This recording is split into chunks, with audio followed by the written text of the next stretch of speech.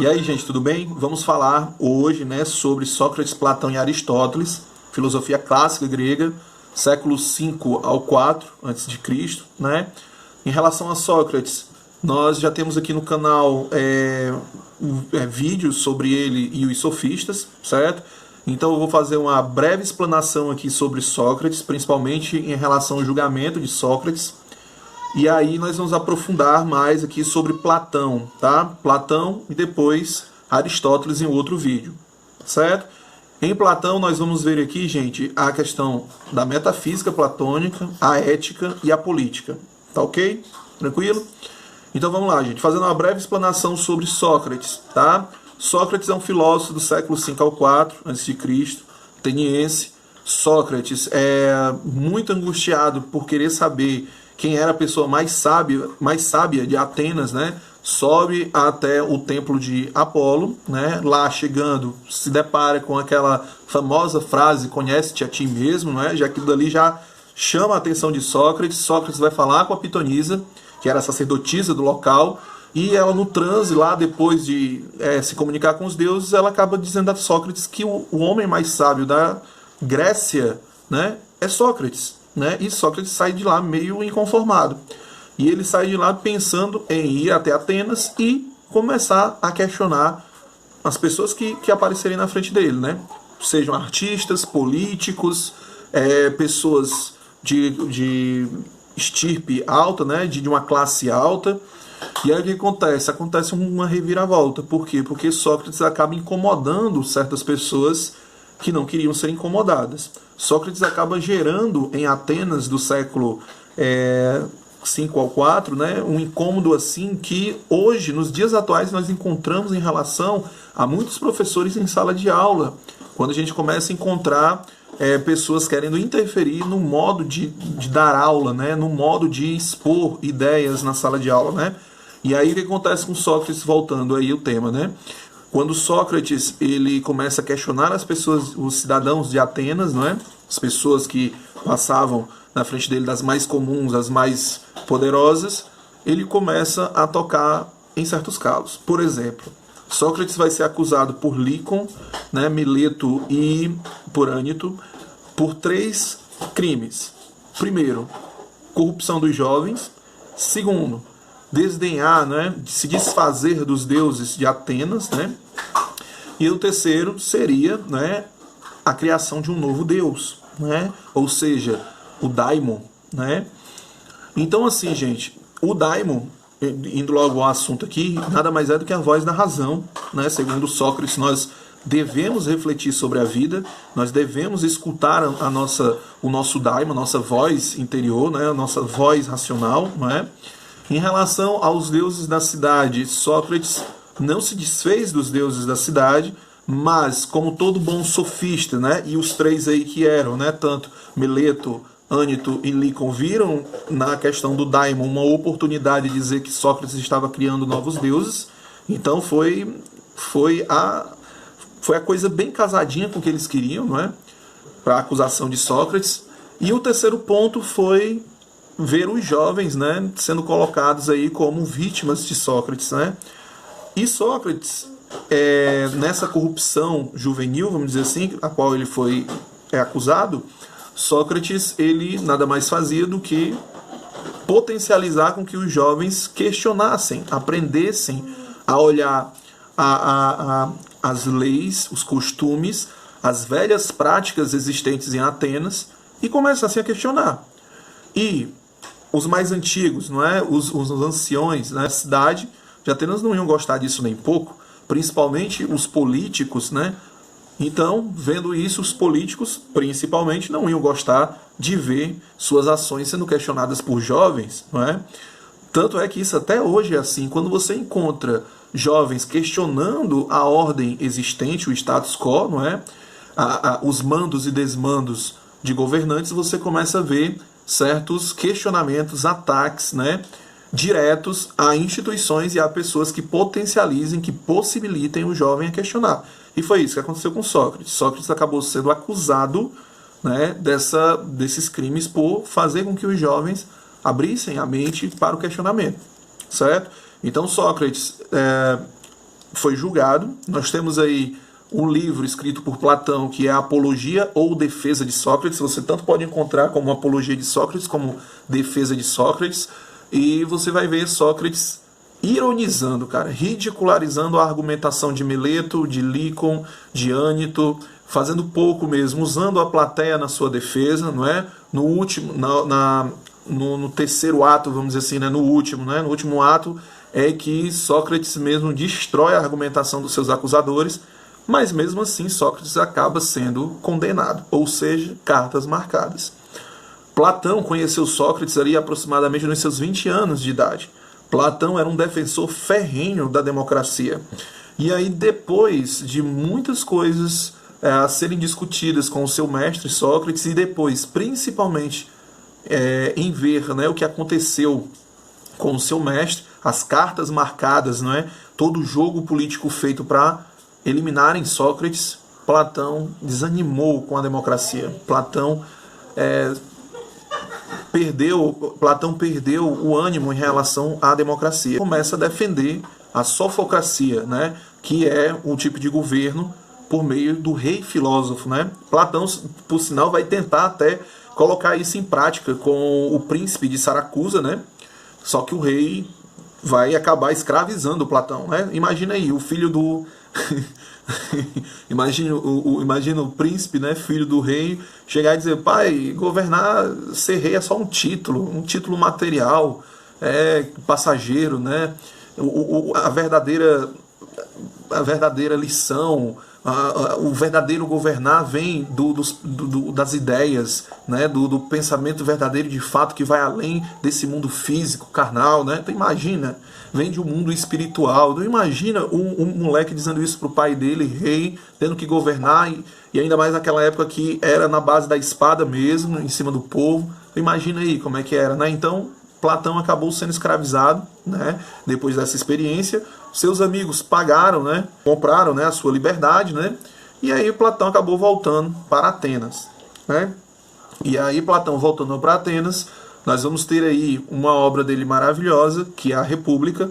Lembrando que a República, essa palavra república, né, res publica, né, coisa pública, vem do latim, né, vem da tradução latina da República, porque na verdade esse texto se chama Politeia, não é? Então, assim, na Politeia, gente, ou seja, se busca o melhor governar, né? Se busca o governo que direciona para a justiça, né? Ou seja, a Calipolis, né? O governo, o Estado, a forma de governar que direcione para a ação justa, ok? Então, e aí a gente encontra outro elemento importante na forma política de Platão, não é? Na Politeia, que seria o quê? Como nós podemos chegar a esse governo ideal que visa a justiça, que visa a ação para a justiça, né? Então, Platão ele formula alguns pontos importantes para isso, ok? A primeira coisa seria o fim da desigualdade social, né? E o fim dessa desigualdade social viria em que ponto? No fim da desigualdade econômica. Porque, segundo Platão, para a gente poder chegar a um governo que vise a justiça, um governo que preze por aquele ideal grego do belo, bom e justo, vem trazendo o jovem que não tinha uma condição tão boa, trazendo esse jovem para uma condição melhor a partir do Estado, absorvendo esse jovem para sua tutela, não é? Então, assim, qual era o argumento de Platão? O argumento de Platão era que um jovem bem educado, que podia pagar um professor, não é, para ter aquele conhecimento, ele teria uma forma de argumentar bem melhor, uma forma de entender bem melhor as leis, né, e expressar a sua doxa, a sua opinião, a sua oratória, né, na ágora. Esse jovem que foi bem educado para fazer isso, que pagou um bom professor, que lhe ensinou, enfim. Então, assim, o jovem, o cidadão que não tinha condição de pagar um professor, né, uma pessoa que lhe ensinasse a retórica, que lhe ensinasse a arte, né, da argumentação, esse jovem muito provavelmente não saberia como lidar no debate, como trazer uma argumentação frutífera, não teria como. Então, era preciso acabar com a desigualdade econômica para ter um mínimo de proximidade nas argumentações, nos anseios daquela sociedade. E agora tem um outro ponto muito delicado, principalmente no modo de vida que nós estamos vivendo hoje, político, né, que acredita numa bipolarização quase que numa bipolarização quase que da época da Guerra Fria, né, esquerda e direita, né? Então tem que ter muito cuidado com isso que eu vou dizer agora, certo? Então vamos lá. O segundo ponto que o Platão acredita é a questão do fim da propriedade privada. É isso mesmo que você acreditou, abolir a propriedade privada. A ideia de Platão é que tenha um Estado que seja como um grande Estado vivo, que ele de fato exercite a vida desses cidadãos, né, desenvolvendo meios de pensamento, modos de diálogo, né, em que esse cidadão se identifique a partir de um esclarecimento ideal, né, que vocês vão ver já já, né, o que pode ser tanto guerreiro, como pode ser político, como pode ser um agricultor, enfim. Esse esclarecimento fazia com que o indivíduo, esse esclarecimento quase como um dom espiritual, quase como um exercício desse dom que você já recebe desde o nascimento, enfim, e vai sendo só exercitado durante a educação grega, que Platão também prezava, como eu já falar, certo? Então, assim, esse Estado meio que trabalhava de forma orgânica, né, com os seus cidadãos. Por exemplo, então vamos entrar aqui no outro ponto. Eu comecei já a introduzir para vocês aqui a questão da política em Platão, certo? Então vamos agora para a educação platônica. Na educação platônica, Platão acreditava que deveria ter um estilo de paideia, né, educacional, um tipo de educação em que preenchesse, pelo menos tentasse preencher de forma completa aquele jovem. Vamos lá, é polêmica, eu vou dizer aqui, mas tudo bem. Vamos lá, é Platão, não sou eu. Então vamos aqui. Pronto, os filhos que nascessem ali, vamos lá. Os filhos que nascessem dentro daquele Estado não seriam do pai e da mãe, seriam do Estado. Então, assim, todas as crianças que nasciam nesse tipo de Estado seriam do Estado, não seria do pai e da mãe. E esses meninos, a partir ali dos 7 anos de idade, teriam todos eles a mesma educação, não é?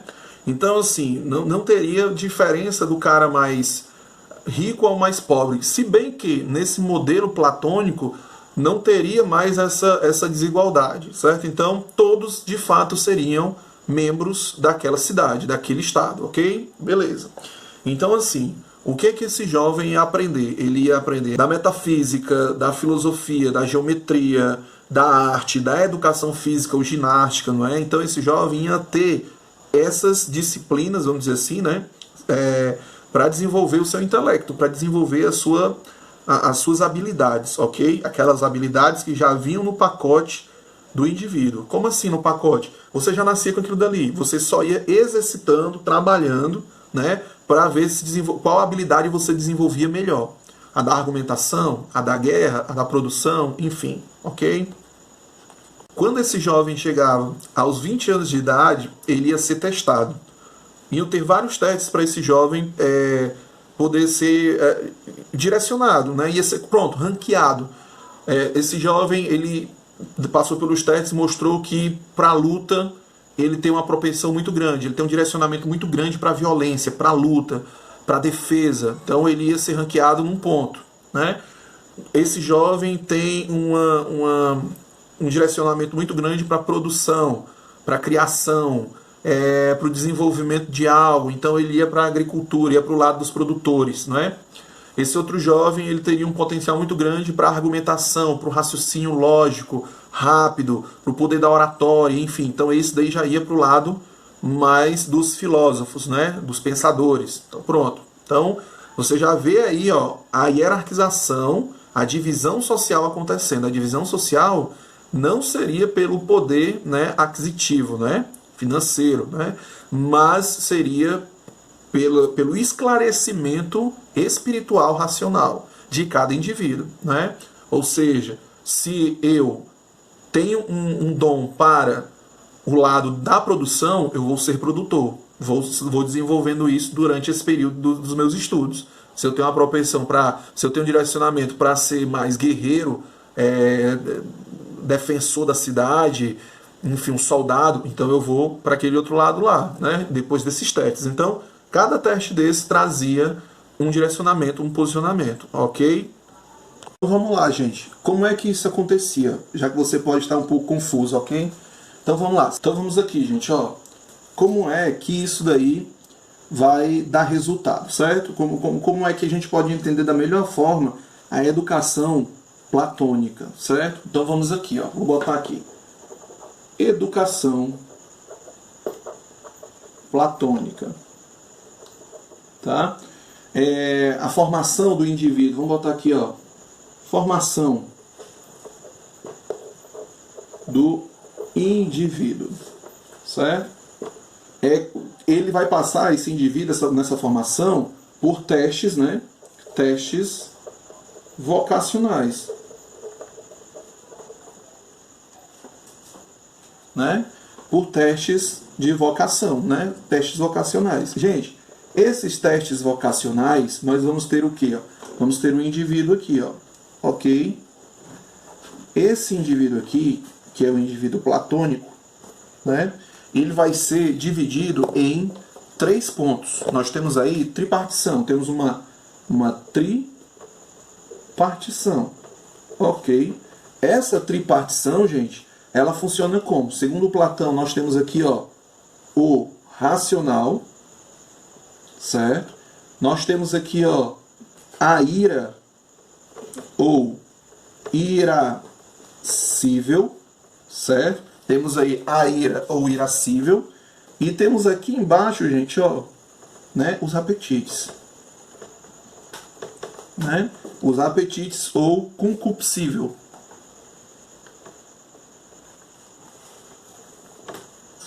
Certo? Então perceba. Pronto, eu estou sendo educado e a minha educação ela vai exercitar esse indivíduo aqui nesses pontos. E aí depois que eu passo pelo teste, né, pelo primeiro teste ali nos 20 anos, eu vou ver se esse daqui vai ser mais desenvolvido, ou se esse outro vai ser mais desenvolvido, ou se esse for mais desenvolvido, certo? Então vamos lá. Se por acaso nós tivermos assim um desenvolvimento mais propenso para a questão da criação e da produção, nós vamos ter aqui indivíduos chamados de produtores. Os testes são vários, de força, de raciocínio lógico, de esperteza, de vivacidade, de coletividade, para ver se o cara ele consegue ser uma pessoa ou mais coletiva, ou mais individualista, uma pessoa mais íntegra, uma pessoa mais ligada às falhas, né, de ética, vamos dizer assim. Então, perceba que nós vamos ter isso aqui, ó. Se o cara for mais propenso a situações mais grosseiras, as situações que ele desenvolva mais habilidades de produção, então ele vai para esse lado aqui. Agricultores, trabalhos braçais, enfim, para a criação de produtos, certo? Formulação de produtos. Se o cara, por exemplo, for muito coração, for muito na defesa, tiver um hábito muito grande da questão do coletivo, na defesa desse coletivo, se ele tiver ligações para a luta, né, para a guerra até, então esse garotão vai para o lado dos guardiões ou guerreiros. Ok? Guardiões ou guerreiros, beleza? E o de cima ali, ó, se você puder ver bem, que eu vou botar aqui agora, seria justamente os caras que nos testes desenvolveram habilidades melhores para o raciocínio, para o pensamento, para a reflexão filosófica. Então esses garotões aqui iam ser chamados de, ou eles iam ser educados para serem governantes. Ok? Governantes, beleza? Então perceba que, segundo Platão, essas habilidades já vêm dentro desses indivíduos, ok? Só que a educação que o Estado vai promover traz com que desenvolva de uma melhor forma essas habilidades, certo? Então, assim nós podemos fazer com que a sociedade progrida, né? De uma forma igualitária e de uma forma onde todos tenham o seu papel. Aí você me pergunta, mas se uma pessoa daqui se apaixonar por uma pessoa daqui? Se uma pessoa daqui se apaixonar por uma pessoa daqui? Orgias. É isso que você ouviu mesmo. seria, segundo Platão, obrigado, né, a fazer o quê? Orgias coletivas, né, em prol do Estado, certo? Me fugiu o nomezinho grego para isso, mas você faria essas orgias de todos com todos, e os filhos, como eu disse logo no início, não seriam dos casais, seriam do Estado, ok? Então, existe até meio que uma indiferença em relação a essas instituições como nós temos hoje como família, por exemplo, certo? A grande família seria o Estado. Bem, os governantes, qual seria o papel dos governantes? Seria alcançar o bem, né? Fazer um governo justo, ok? Dos guerreiros, a defesa, né? A defesa, certo? Seria esse daí o objetivo deles. O objetivo dos produtores já está dizendo, né? Material. Ou seja, produzir. Produzir, ok? Então, galera, aqui seria mais desenvolvido a sabedoria, certo? A sabedoria. Aqui dos guerreiros seria mais desenvolvido o quê? A coragem, né? Não sei se vai dar para você ver lá, a coragem. E aqui embaixo, eu vou botar aqui de baixo, certo? Aqui nós teríamos o que mais desenvolvido? A temperança.